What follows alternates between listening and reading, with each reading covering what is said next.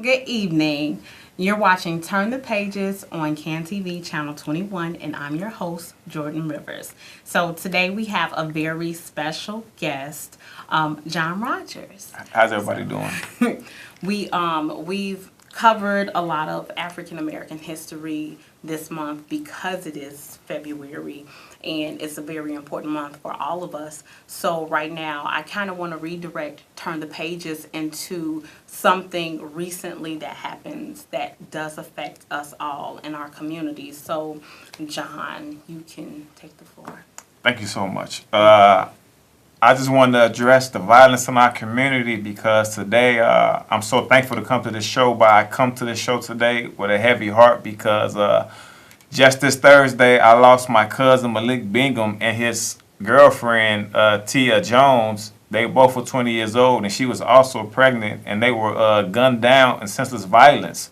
And so I'm, asking you this platform to ask anyone who knows any information to please step up, and also, saying stop the violence. Put the guns down, but pick up a book also. Don't just put the guns down. Pick up a book and understand why you're doing such senseless thing, and why when you see people do the same thing in the newspaper, you're not thinking that you can get the same consequences. Because I love all my people, and I'm just playing out to that we just stop, becoming our worst enemy as we're trying to grow. So, I felt in my spirit it was best for me to let my family know that I love them, and let anybody know out here that needs help that I also love you, and any way I can help you, reach out to either me or Miss Rivers here. So thank you for giving me this time, and I would like to allow her to continue her show. Oh, thank you. Turn the Pages, we're definitely advocates for our communities. Is not just about us reading, but it's about us being able to hold each other in times of in need, and to be able to help one another grow. We already face a lot of financial issues on the south sides and the west sides of Chicago, and we have to work together in order to solve the problem. Nothing can be done by just one person. Yes. It comes to times where we talked about earlier, everybody wants to be the chief. You cannot, everyone can't be the chief. We all have to work together for the greater good. At the end of the day, we are raising brilliant kids who unfortunately... The most brilliant. Exactly, and they're more brilliant than we are. But unfortunately, some do not make it to see the age of 10 or 12 or 16. And to be a parent myself, I definitely want to encourage people to turn the page. So whether that's picking up a book, turn the page, and put down a gun. Start a business, Absolutely. It's so much that you can do, and there's so many resources. But what I do understand is that because there are a lot of things out there for us to learn from and grow from, that doesn't mean that everyone is educated on the services that are out there. Right. So that's one of the reasons why it's so important to read. We have to read. We have to not only take that information, what we learn. A lot of times people, they learn something and they keep it to themselves. Right. And you can't grow unless iron sharpens iron. So you can teach someone what you know, and then you can come up with a solution to solve whatever problems are around us. And so we have to, as a community, be able to stand up and unite and hold hands, regardless of our differences that we do have. We have to be able to work together. And so Turn the Pages is definitely here to give people a platform, to encourage mothers and fathers to be, great parents. We know that it's not easy being a parent, especially in these days and ages. And I think our parents used to say, "Oh, it's not easy," but every decade things get a little different. You have technology and so many different components that play a part in the community's life, or just overall role, that we have to come back to the very beginning and work together and remember why we are working together, so that we can all succeed, not just one, but all of us, and that's so important. Right, because that's the word Ubuntu. UBUNTU. We can only do it together. We only as strong as our weakest link. So Like she says, we need no heroes. What we need is us as a community joining together and everybody sacrificing something to make sure that we get back to what I always say is normal. And that's, having our own economy, our own educational system, having our own, reestablishing more, say, our international trade. And so I wanted to say one more thing for my family. My cousin who was tragically murdered is being documented through the media. We don't know who, as a documented gang member, and that's so insensitive and pretty biased to my family, because my family is full of educators and people even in the law enforcement. So I would please ask anyone who is writing any negative things about not only my little cousin, but any young man or female that's getting murdered in these streets tragically, that's living in these impoverished neighborhoods, not to be instantly identified as a documented gang member. I would ask, for future references to build better trust between communities, let's first ask the parent, would you feel all right if I were to, address your child in that manner? So I just wanted to bring that out because I see my family's definitely, making sure that our family is not being documented as gang members or terrorists in this American society. And you know what, I think a lot of that does happen in our community is, because we look a certain way, we're automatically the villain. Right. All the time, because that may be the majority of what we see. But we are doctors, we're lawyers, Exactly. we're politicians, we're parents, we're leaders, we're inventors, we're engineers. We have so much to offer as a people. And we spoke about it earlier, that there is a responsibility that the community has to play. And we have not played our part. Exactly. And it's this no snitching. And in a sense, we were all born into it because our parents, what did they tell us? Don't tattletale. Right. Don't tattletale. Don't tattletale. So we would get in trouble for tattletelling. And until something like this happens, then no one wants to say anything. And so when you talk about trusting the community, it's not just the people within the community, but also, our police officers. They have to protect and serve. And so they also have guidelines that they follow. And we just talked about an incident that some years ago, maybe a good 10 years ago, one of my neighbors called the police on me because our kids, I guess, they were playing and they were being loud. But at the time, we didn't even know that we had neighbors. So I think they moved in overnight or while we were at work. And so I opened the door and the police said, "Oh, well, your neighbor's downstairs." And so for one, I didn't know that we had neighbors.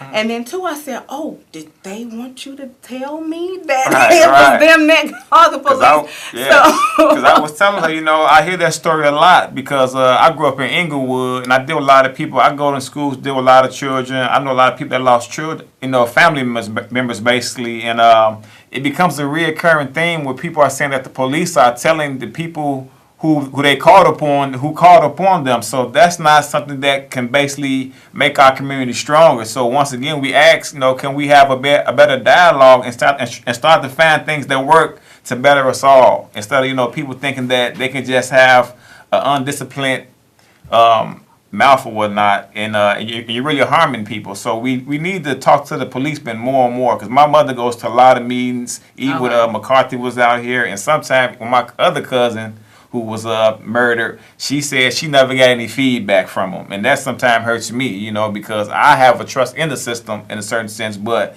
if the people who are losing their family are saying they're calling these detectives, and these detectives are acting as if they're bugging them, that's not leaving a good feeling with some of these mothers who are really single mothers in the same token too. Then they're looking for help, and you're acting like, their child life doesn't mean anything. So once again, I plead. My father's a retired probation officer. I have uncles that's sergeant, Vietnam veteran friends, but we all have the same conversation where we need to find more solutions and quit finding ways to divide us. And to be able to trust as a people too. I definitely get that. And so I want to ask you, because you seem to be very active in the community, and you want this voice to help change the way that things are going, especially when it comes to our generation and younger generations. So, and you said that you grew up in Inglewood, that's where you came from, and that's definitely one of the high crime rates here in Chicago. So Inglewood has always been in the news. So I want to know, what high school did you go to? And why is education so important to you, and history? Because you are definitely a history buff, from what I can see. So first off, what high school did you go to? I attended Kenwood Academy. Okay, just like I did. Oh, yeah, so alumni, you know, and So, shout outs to the Broncos. Right, and Kenwood has always had such a great reputation. But my point for pointing that out is look at what neighborhood you came from, and you went to one of the best schools in Chicago, especially when we were coming up. Exactly. So it's Top we three. definitely have to get out of the habit of judging people based on where they come from. There are beautiful people that come out of Inglewood. So Yes. let's not forget to mention Jennifer Hudson and what she's done. And, you know, it really brought some attention for young black kids to look at her, you know, Yes. being an Oscar, you know, award-winning actress and being Yeah. able to receive accolades where the entire world knows who she is. So it doesn't matter where you come from and how Yeah. much money or lack thereof that your community does not have, you can still make it. But everything you do, there is a choice, and there are consequences to whatever you decide to do. So if you decide that high school is important and you want to go to school and you want to finish, then that's something positive. But also, you know, everyone does not take that same route. So I just wanted to point out that you definitely come from a very Yes. prestigious, you know, school, and that Yeah. you have sense. You're not just someone who just walked by on the street. And unfortunately, we do look at people just based on appearance and, oh, you know, because his hair's a certain way, he may, you know, he may be a thug, he may be a criminal, but we have a lot of great people coming from some of the, and I don't want to say worst, but quote unquote the worst, because it's in the paper, is a neighborhood you wouldn't go to. There are wonderful, beautiful people that come from Inglewood, that come from Yes. Roseland, and they actually care about the community, and they want to definitely make some changes. So we're going to take a brief break, because one thing that I didn't do is say, you know, if you are interested in being a volunteer for Turn the Pages, as we get ready for our next author tour in the library, schools, and bookstores, you can definitely go to our website. Oh, that's a little big. Okay, let's see. Let's watch that really quick. So you can definitely go to www.turn-the-pages.org. So if you are interested in being a volunteer, or you are an author that would like to go on tour and have any information, then you can definitely go to the website, write an email, and always you can definitely call in if you have any questions. So make sure you call in. We definitely want to hear from you and maybe get your point of view. What neighborhood are you from? What schools have you come from? What do you see? And how do you suggest that we do make a change? So I want to know, as far as, John, like what you're doing. So do you have anything lined up to actually help the community? How do you plan to make a difference? Okay. Well, I want to touch on too, when you say Jennifer Hudson and stuff like that. Yeah, I was around. I grew up 2 blocks away from her. So as she was coming up, I'm around hearing the excitement in my neighborhood of people saying, look at Jennifer on TV, you know. So they hit close to home to me, whether it's Derrick Rose. I knew about them and they was kids. So that's, like she said, it's a lot of special people in Inglewood. But as far as helping the community, you know, I want to first thank the ancestors and say Uncle Jaseneb, Shalom, and Islam, you know, to all my people out there. I was enlightened by my ancestors. They put me on this journey. I go out. I teach my people wherever I go. I own 3 businesses. I have a construction business. I have a music recording studio. I have a film and production business, and I have a printing business. And I try to teach kids what my forefathers taught me. Like my uncle, he's a professor at Harvard, and he taught me the importance of supporting black-owned businesses. So I only really go to black-owned restaurants. My father, he's a retired probation officer, and he taught me, you know, to go into schools, which I'm helping a lady named Miss Lene Lawson, who was a colleague that came on the show a couple of weeks ago. We're building a children's museum to enlighten the kids about Black Chicago history, which is teaching me a lot too at the same time. Absolutely. Yes. I sat down there and I said, oh my gosh, this is so much information and I did not know. And then we can jump right into the schools and what we are being taught. Yes. So it's teachers, they have a huge job. And unfortunately, I do believe that they are overworked, that they are underpaid, and sometimes their voices just they don't get heard. But one thing that I remember about being taught about our African history was I remember being taught about Malcolm, I remember being taught about Martin and Rosa Parks, and those were the three main people we were taught about. Now, I remember being in 4th grade and our teacher, Mrs. Haywood, I can't remember which newspaper, but every day, Black History Month, one student would have to bring a clipping from a newspaper on some Black inventor, scientist, just someone who we never heard of. And then we would have to do a presentation in front of the class and talk about this person. And so that was how I believe I learned about Henry Box Brown, who actually mailed himself to freedom and poked holes in the box, got in, and he shipped himself so that he could be free. And so then that's when I learned about Phyllis Wheatley. And, I talked about the last episode, how Beyonce is dropping gems in her music. Exactly. And she's, leaving us these breadcrumbs to say, hey, we have an awesome history. We have gods just like the Greeks and everything, and goddesses. The first. And they're important. The first. Absolutely, because we talk about that too. But with the first, the originators. If we were to read the Greek documents, they would tell you that they learned about the concept of what a creator is through the Black African people. So, in history or in education, I'm such a proficient person of making sure my people understand that you were the world's first educators. You were the people who had the first universities. You were the first doctors in all lands. Matter of fact, if we were to read the earliest Greek author named Homer in the Iliad, he will clearly show you that he said the most famous thing that you were known from Black people was being a doctor. So as you have dreams about being a pharmacist or a physician, know that you have a great foundation on it. All Western medicine and surgery is in your DNA. Absolutely. And you know what? I want to get into this because what made you... Okay, so let me ask you. Everything that you know now, where you can definitely educate me and as well as, all the viewers, where did you learn that from? Did you learn it from school?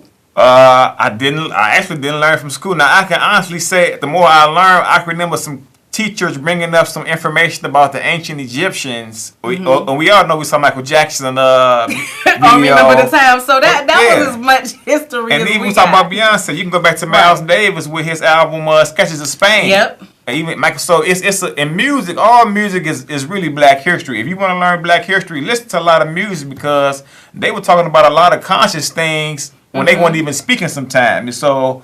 But I would have to thank the ancestors. It was something that I really never knew what was hidden. It was just one day, it kind of just came to me out the blue, and I really felt an obligation to make sure that I sacrificed every day to make sure that my people were reminded of how great they were.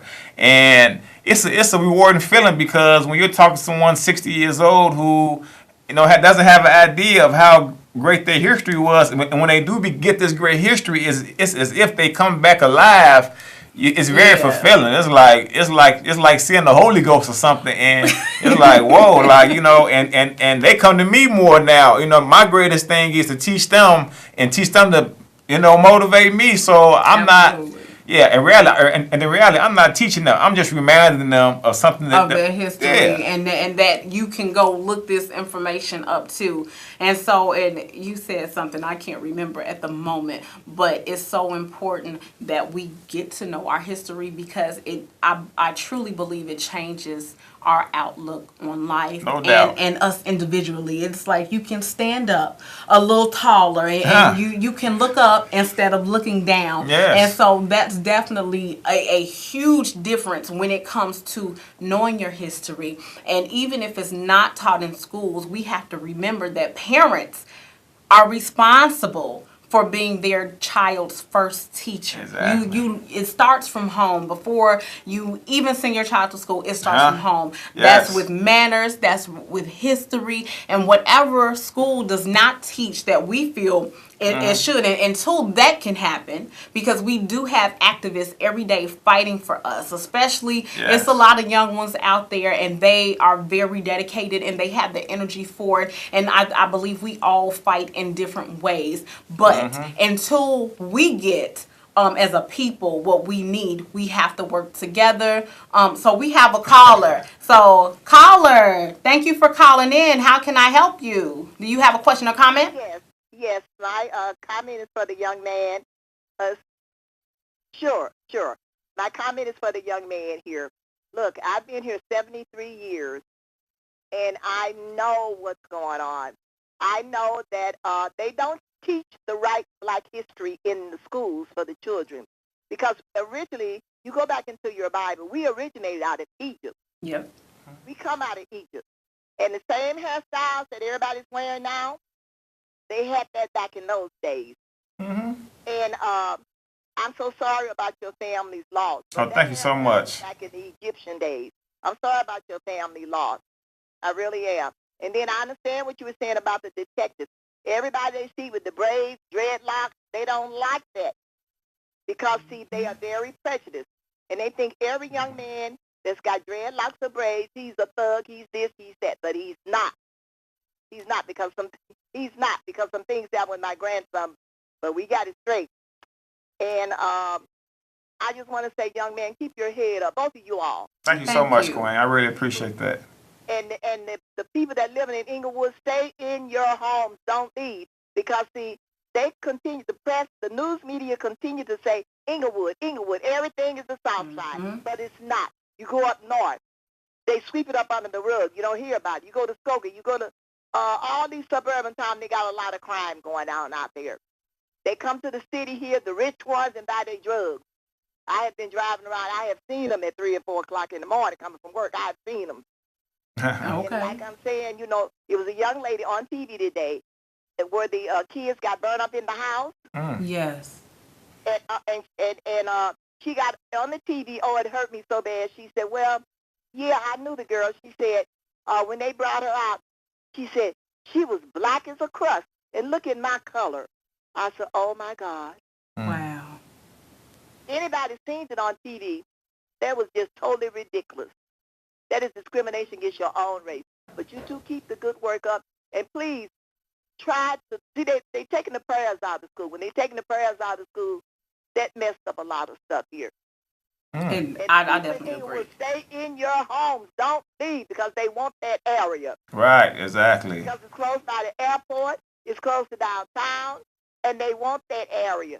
And everything on TV, don't believe it. Inglewood. Oh, no, you better go to the suburbs. Absolutely. I want to thank you for calling in. I got to wrap you up because I don't want to forget what I want to say about something you just said. But thank you so much for calling in. And I hope you watch again and just whatever, question or comments that you have, I would love to hear about it. Okay? So I want to talk about that. She said, "Do stay in your home," and so I believe Mayor Rahm Emanuel had a program. I'm not even sure if it's still going on. I remember seeing an article about if you own property in Inglewood that you can buy the lots next to your home if they're empty lots for $1. So there's so much that you can do with that dollar. I have someone who I know personally that is actually building a community garden in Inglewood. So, I definitely want to say keep your head up. Learn, even if it's not being taught in school. Bookstores Yes. and libraries are all around you. The Chicago Public Library have 80 locations. It's no reason why you can't go out and find out about who you are and where you come from. So I always want to remind you to turn the page. And again, if you have any questions or you would like to be a volunteer, just go straight to the website at www.turnthepages.org. So I hope you have had a beautiful Monday. I hope you tune in with us, Yes. next week. So I just want to thank you so much, John, for coming out, for being my first male on yeah. the show. I love representing that's now, so big. I love it, So I love when the men step up and they take care and help our community. So again, thank you for watching Turn the Pages. I'm your host, Jordan Rivers, and I'll see you next week.